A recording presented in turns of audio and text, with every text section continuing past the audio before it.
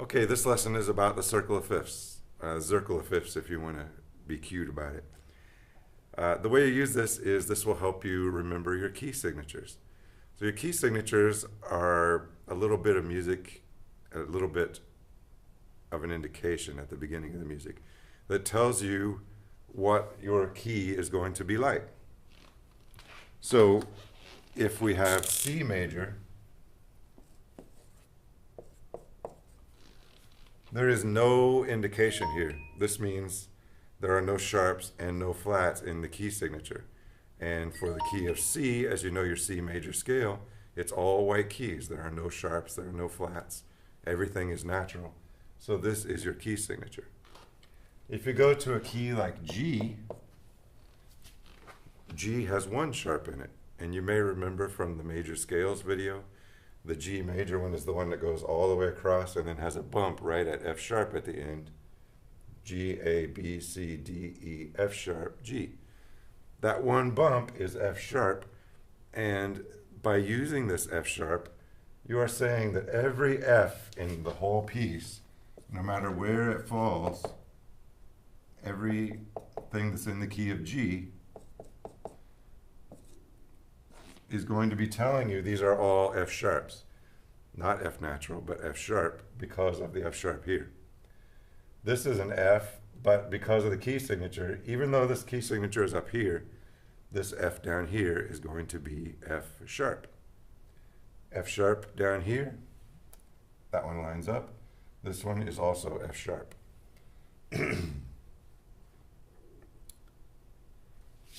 As you add more sharps here, this says now F and C are sharped.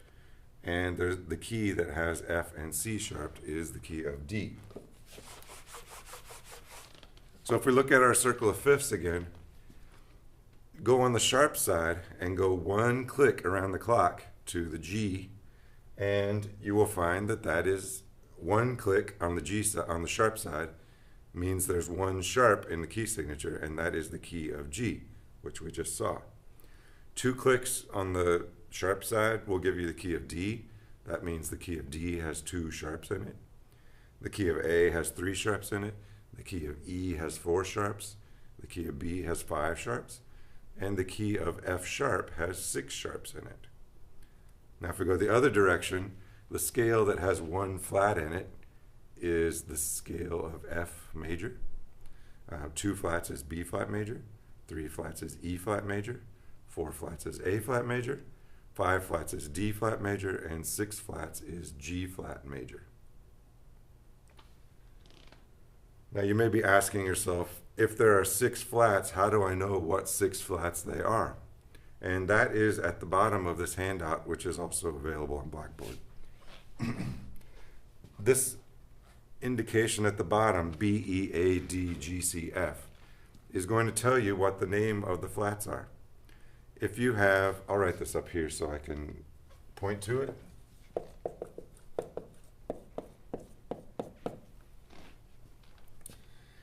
If I have one flat, that one flat is B flat. So it goes right on the B.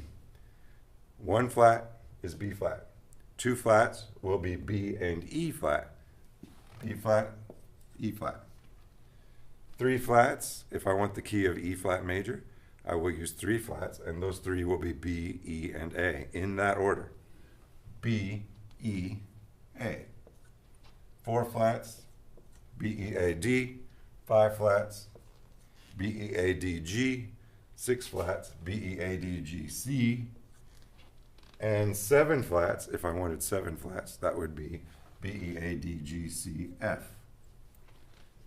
And we'll talk more about seven flats and seven sharps later. Now, if you want to do sharps, you use this exact same mnemonic, BEAD, greatest common factor is the way that I remember it. But you work the other direction. So, if you want one sharp, you use this one, F sharp. F sharp. Two sharps would be F sharp and C sharp. F sharp, C sharp. And that's the key of D, which you will get from your circle of fifths. The circle of fifths tells you the name of the key. This mnemonic tells you the order of the sharps the order of the sharps or the order of the flats, depending on which direction you go. Two flats are F and C. That's the key of D. The key, the key of A has three sharps, F, C, and G. Four, F, C, G.